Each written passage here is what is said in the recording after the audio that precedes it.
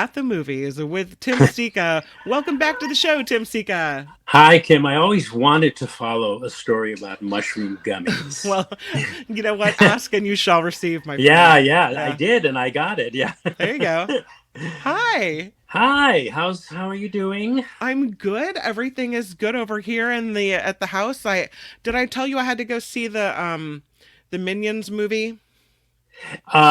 You told me you were going to see the Minions movie. Yeah, I took Yes. six 10-year-old boys to see the Minions Oh movie. my gosh, how did you Yeah. wrangle them all? Or I sat in the row behind them to give them a little bit of independence, uh-huh, yeah. and they threw stuff at each other, shoes, popcorn.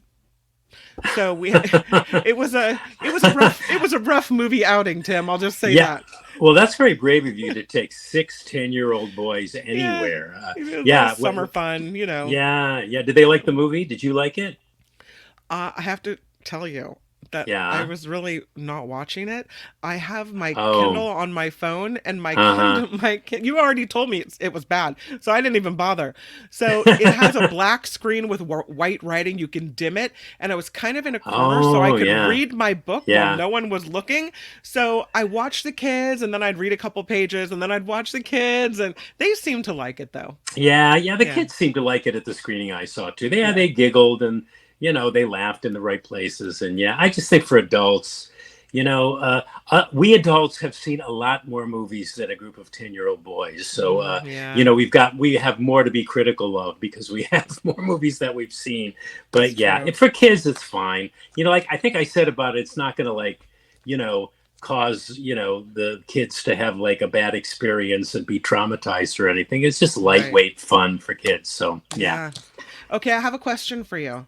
You see Yeah. this new background that we have with the Yeah, I palm was gonna just trees? ask you Did you like about that? that. Because it was either Yeah. that or it was this. I don't know what You you know what? guys. That might Yeah, be a little yeah. busy. Yeah. Well, it's really interesting is like that one, the one that you just put with looks Yeah. like a jungle, is like perfect background for when we review Land of Bad. Oh, okay, cool. All Because right. that's a movie where they're in the jungle. Perfect. Then it was So great yeah. for today. All right. Yeah, perfect. Yeah. But your first one is actually kind of, I want to say maybe a remake or sequel to a movie that the first one I really enjoyed. I mean, I Yeah, kind of like right? action blockbuster kind of summer Yeah. movies. So here it is, Yeah. Twisters. Well, man, are we ever seeing all these revisits to movies 30 plus years old? Just this year, I think we've had like the fifth Ghostbusters. And then we recently talked about Beverly Hills Cop, Right. which was like a 30-year-old franchise, and probably others I'm forgetting about right now. And now add to that is Twisters with an S, which I guess is a quote unquote sequel. I made time to watch again the original one because it's been years since I've seen it, but I'll get to that. But this one's being advertised as a standalone sequel to the 1996, 28 years ago summer blockbuster mega box office hit that was just called Twister, singular. And that one starred Helen Hunt and Bill Paxton and Jamie Gertz and Carrie Elwes. Philip Seymour Hoffman even was in that movie. And so now there's Twisters, which from the looks of it on screen cost, oh my God, a pretty penny. Mm. So we go Can back to the what were we going to say? can I ask you why? Looking at the movie poster, it Uh-huh. looks like this tornado is on fire. Well, yeah, they kind of are. Oh, okay. Well, anyway, with this one, we're gonna go. We're going back to the tornadoes and the tornado chasers, right? Okay, Because yeah. there's this group of meteorologists that chase tornadoes and try to get data and all this kind of stuff. But in the persons this time of Daisy Edgar Jones, Glenn Powell. I don't know what the big appeal is with Glenn Powell. Do you know who I'm talking about? No.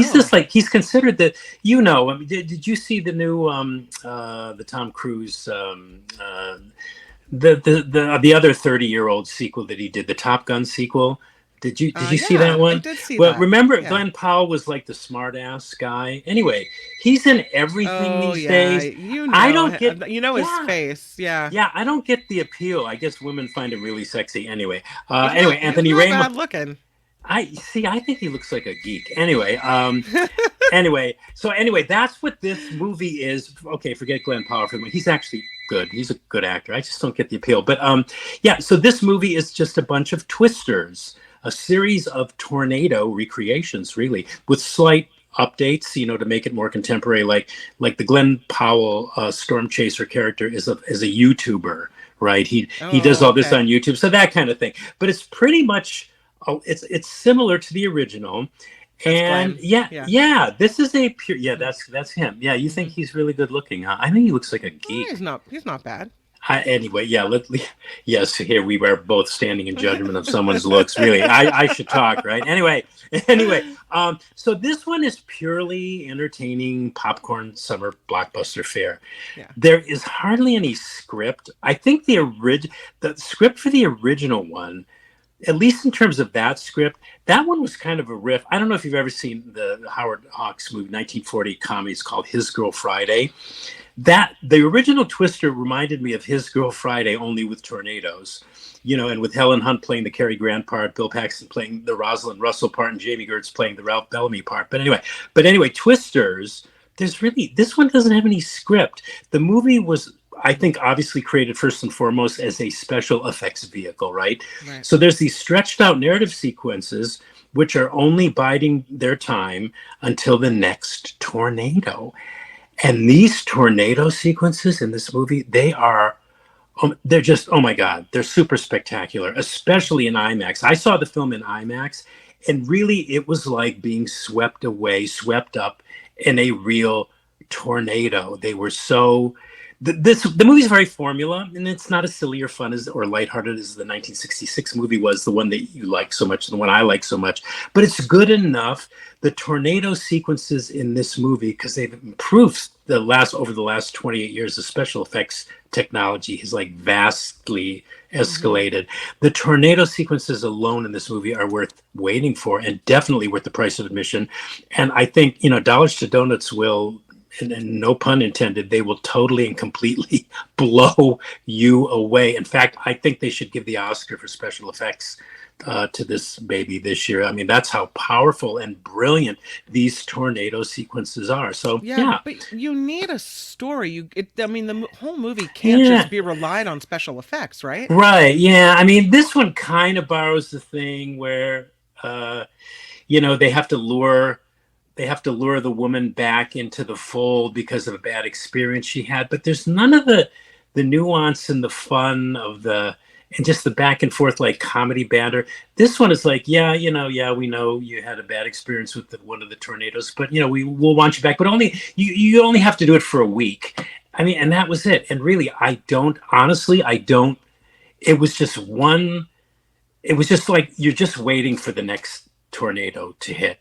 But the tornado scenes were so spectacular. It's sort of like halfway through, I thought, well, who cares about the script? These these tornado sequences. No, really, they were amazing. They were Mm. so realistic, so terrifying, um, and they just enveloped you. Like really, it felt like you were caught up in a real one. So, and they kept getting more and more spectacular. They kept topping each other. So I give the movie props for that. And yeah, I wish there was a better script too, but well, you can't have everything, I guess. I don't know. Are you I am. recommending it? Yes. Yes. Okay. For just popcorn summer movie fun entertainment fare. Absolutely. Yeah. Yeah. This is a good movie you can like eat snacks to. I never Okay. eat when I watch movies because I'm too busy working. And if I ate, I would just, I would like whatever, I'd lose my focus. But Yeah. it's the kind of movie that's sort of tailor made for people that just want to go out and have some fun. And Sure. the cast is, they're attractive and they're good actors and there's nice chemistry. And Hmm. so, yeah, yeah, We'll I take it. recommend it. Okay. Absolutely. Yeah. Yeah. Your next movie is called Land of Bad. Yeah, more summer Mm. escapist fare, but decidedly of a different ilk, and available to stream on Netflix. Okay, Oh, so okay. this is one for home, and it's a military thriller. And I was going to skip this one, Kim, but the director caught my attention. This guy named William Eubank, who helmed one of my favorite films of 2014. It was a science fiction thriller called The Signal. I don't know if you ever saw that. I Mm-mm. recommend it to anybody listening to check it out if they've never seen it. It was like this Twilight Zone-ish kind of head scratcher about these college students who think they've tracked this rival computer hacker to the shed in the Nevada desert, and then all hell breaks loose after that. Anyway, so I thought, well, William Eubank, the director, maybe this will be better than had Joe Blow, directed it. And yeah, I liked it for escapist entertainment fare. It stars Russell Crowe and two of the Hemsworth brothers, not Chris, Oh, both of but them? Luke and Liam, who Oh, lead the cast. Liam is like the lead. He plays this member of a Delta Force team whose mission it is to penetrate this area of the Sulu Sea, which is apparently home to some of the most violent extremist groups in Southern Asia, terrorist groups. Yeah, factually true. And the mission, him and his team have this mission to extract an American who's being held hostage there and being tortured and everything. that So, doesn't sound like a very original script. well, no, it isn't. Yeah. And normally this kind of movie isn't my cup of tea. I mean, there was a lot of rah rah militaristic, like pro war jingo, like all these Yeah. movies have. These movies have a love of revenge, and revenge is a justification for killing. And Hmm. these military movies are usually chock full of violence, which this Right. one is. It's chock full of violence, lots of hand to hand fights, torture, shootings, Oh, bombings, beheadings. Oh, lots of guns and extremist terrorists acting out, just lots and lots of relentless and violent action. It's all very gruesome and that's unsavory really a stuff. bummer because the Yeah, Hemsworths are in it. well, yeah, I don't think and I'm gonna watch it. yeah, well, and the Hemsworth, I mean, they're good. I mean, I don't know if I don't I don't know if I've ever. I think I've seen Liam in one or two smaller independent films. He's very good. He's got a lot of star quality, and he's just good. I mean, he's interesting to watch. Um, but yeah, it's gruesome stuff. But it's so weird. I kept wanting to not continue watching it, but I kept watching it because it was so well done. And there was Mhm. also a kind of humor that offset all this gruesomeness in the person of Russell Crowe, who plays the remote officer directing the special ops unit. He's from a station in the U.S. He's monitoring all this and telling them, hey, there's a guy, he's to your left, and he's got a machete and he's ready to like chop your head off, so he can kill the guy. There's lots of gunfire, lots of violence, and if that's your jam, it Mhm. ain't mine. But I gotta admit, I was never bored, and I was gonna bail, but maybe it was a combination of just how well it was directed and the star performances that just kept me going. Well, I want to just see where this is going to go, and I kind of could Mhm. predict where it was going to go. But for a movie that's predicated on entertaining you, and it does manage to entertain you, you got to give it a thumbs up, even if it ain't your personal cup of tea. So I'm recommending this again. But if these kind of movies are, you know, not your thing See, all because you of the had to violence. say is there's a beheading on the screen and I'm out. Yeah, well, thankfully we were saved. We were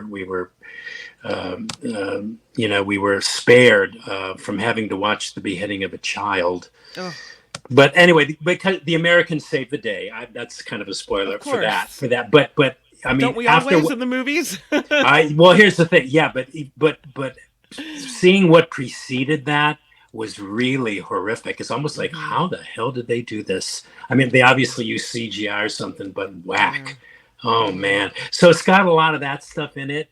Okay. But it ain't boring. I mean, like I said, I was gonna bail on it. I just thought, oh God, I don't need to pour this into my psyche, I just don't need this. But I kept watching it, and that says something for the movie. See, So usually you have a movie full of extremely good-looking dudes, and yeah. I'll tolerate a little bit of violence because it's a nice looking at the screen is kind of nice. But Yeah. I don't think if when you go extreme violence, you lost me. So Yeah. Well, there's Liam there, like aiming his gun there, and I don't yeah, know.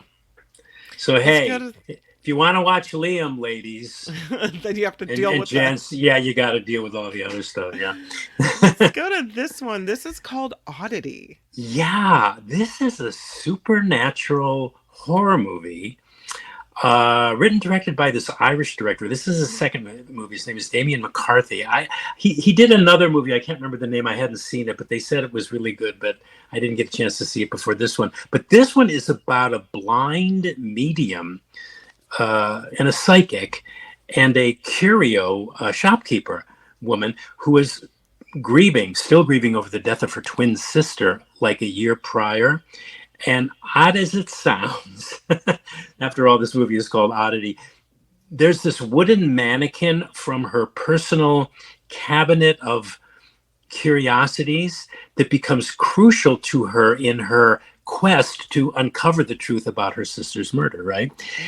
And yeah, this is such a nifty little horror suspenser that, I mean, it employs all of the familiar tropes of the horror film genre, but it makes an art out of them without making it seem like this is an arty film, because it's not. It's a pretty basic horror movie, like jump scares, for example. There are so many of those here, but they all work to perfection, making the quieter scenes preceding and following those jump scares. Oh my God, I All hate that a jump scare. A jump all scare that. freaks me out. Like they Yeah, get me every time. yeah. Well, oh boy. Well, They yeah. make your Well, heart beat fast, and then yes. it takes a while to calm down afterwards. Right, Yeah. right, and in this movie, they're really like parsed out, in between these scenes that are really quiet. So, and you kind of know one's going to come, and it's so quiet, and you just go, no, no, okay, I know it, one's going to come. Okay, I'm bracing myself, and one comes, and you friggin' jump out of your chair.